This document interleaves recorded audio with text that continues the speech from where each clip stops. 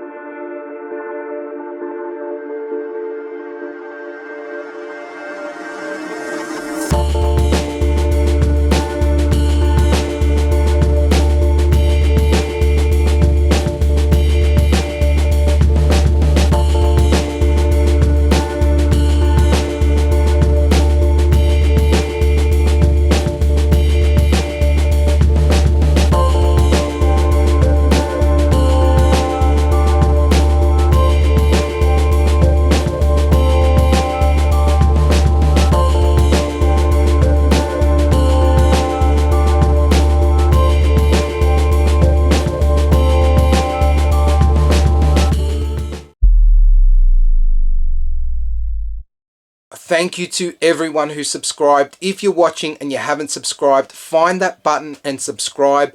Support the channel and help me grow. Also, if you get anything out of the video, find and smash that like button. Comment down below if you've got anything to say. I am genuinely super interested in your thoughts.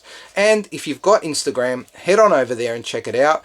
Well, don't check it out. Well, check it out, but also check out my page. It's 3 kicks a day. And I'm posting shoe-related content there as often as I can. So the Gel Noosa Tri 13, apart from being like pretty much every other shoe that's been released in 2021 and having an ultra long name, it was a shoe that really surprised me on my first run. I had run in an older Gel Noosa shoe and it wasn't a good experience for me. It wasn't a bad shoe, it was just a bad shoe for me. The shoe was clearly something that was geared at triathletes, and it really was unforgiving if you weren't a triathlete. I found the upper to be stiff and not overly breathable. The midsole was really firm and it was just an uncomfortable ride. I did appreciate that there was some benefits for triathletes who are obviously much fitter than me, but it was just a shame. It had a really out there design and it would have been nice to have worn it. I had pretty much not considered the Noosa range at all and not taken any interest in the subsequent models that were released. That was until this guy was released. And as I covered in the first video, it is identical to the Evo Ride 2, apart from a few modifications to the upper just to make it a little bit more tri-friendly and the addition of some elastic laces in the packaging. In any case, I do want to talk about this in a little bit more detail, specifically on how it's gone over the last 50 plus Ks worth of runs.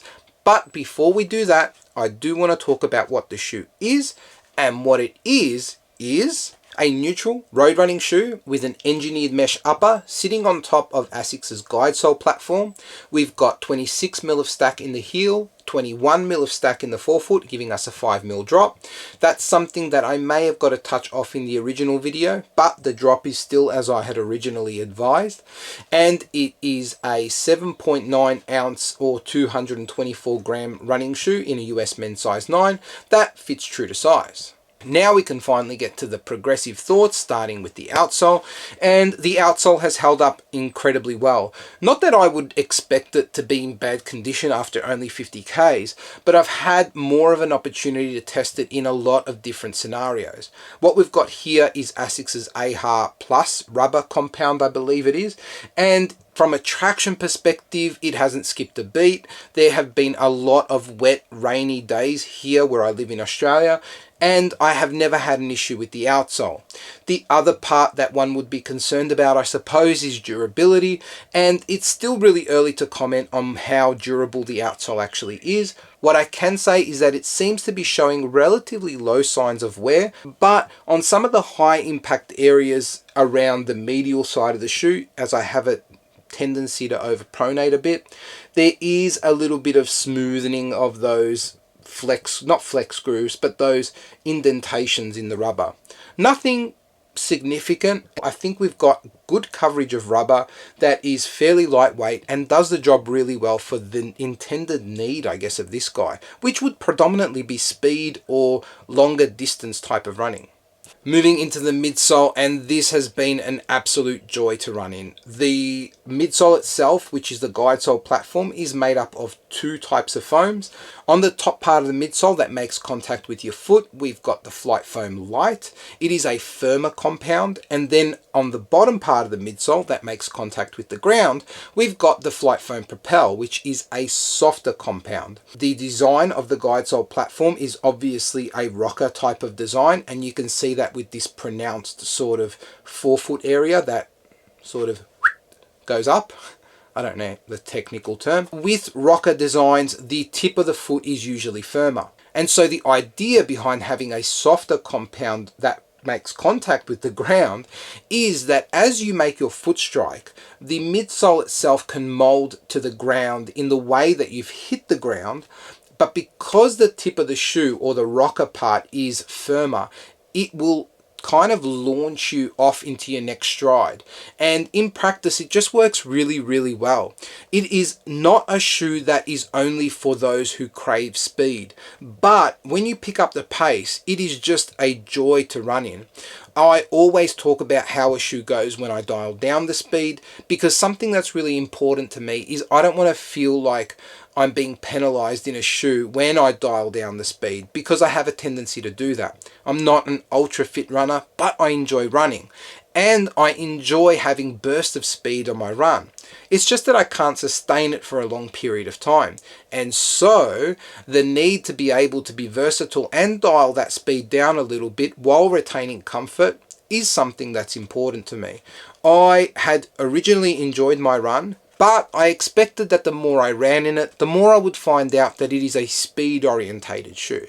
And so versatility wouldn't quite be there. I was wrong. And the midsole has played a huge part in that. It's comfortable, well cushioned, and it also guides your strides.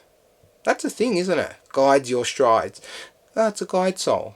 Yeah. Anyway, fantastic midsole, and I look forward to putting more and more Ks into it. Now, the upper, and this is the other part of the shoe that's really surprised me. The engineered mesh is super breathable and super comfortable. There were two components mainly that changed from the Evo Ride 2.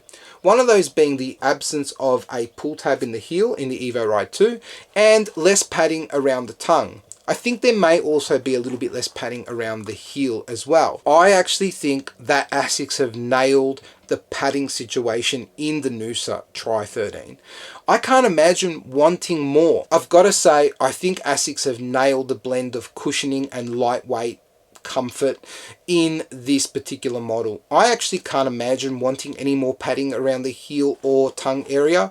There is a certain sense of, I guess, minimalism, if that's a word, that I get when I lace this up. That also gives me the sense that I'm about to go faster. It really fits with the DNA of the shoe, and it is comfortable. It is breathable. There is nothing more that I could say I would want from an upper, and I really like the minimal use of overlays and, you know, plastics and all this sort of stuff that Asics have generally put on their shoes.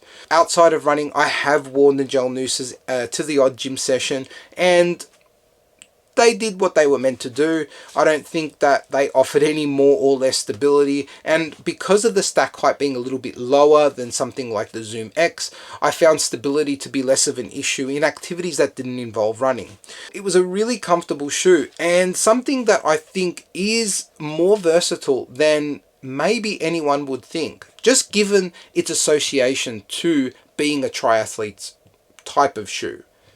Anyway, I will definitely be continuing to use this in the rotation. It's just that enjoyable, and I look forward to putting them on. If any of you guys out there watching have purchased a pair of the Gel Noosa Tri-13s and agree or disagree, please let me know in the comments below.